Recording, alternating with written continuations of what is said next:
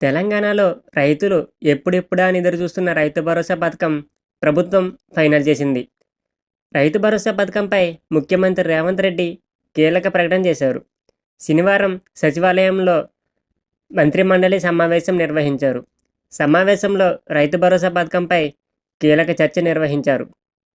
అనంతరం ఆయన మీడియాతో మాట్లాడుతూ రాష్ట్రంలో వ్యవసాయ యోగ్యమైన భూములన్నిటికీ రైతు భరోసా పథకాన్ని వర్తింపజేస్తామని ప్రకటించారు. కాగా రైతు భరోసా పథకంపై ఎకరానికి 12,000 రూపాయలు పెట్టుబడి సాయంగా అందజేయనున్నట్లు తెలిపారు.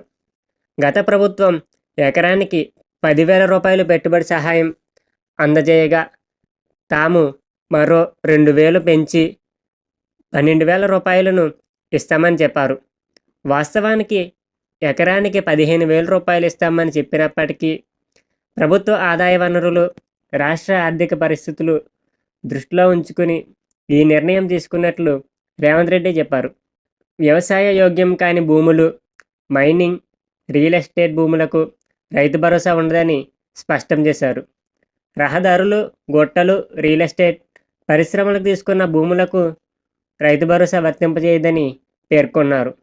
అయితే రైతు భరోసా విధి విధానాలకు సంబంధించి కేబినెట్ సమావేశం సుదీర్ఘ చర్చ అనంతరం ఈ నిర్ణయం తీసుకున్నట్లు ఆయన ప్రకటించారు. ఇదిలా ఉండగా రైతు భరోసా పథకాన్ని రాజ్యాంగం అమల్లోకి వచ్చిన జనవరి 26వ తేదీ నుంచి అమలు చేయాలని నిర్ణయించినట్లు రేవంత్ రెడ్డి ప్రకటించారు. ఈ వీడియో మీకు నచ్చినట్లయితే లైక్ చేసి మన ఛానల్ని ఇప్పుడే సబ్స్క్రైబ్ చేసుకోండి.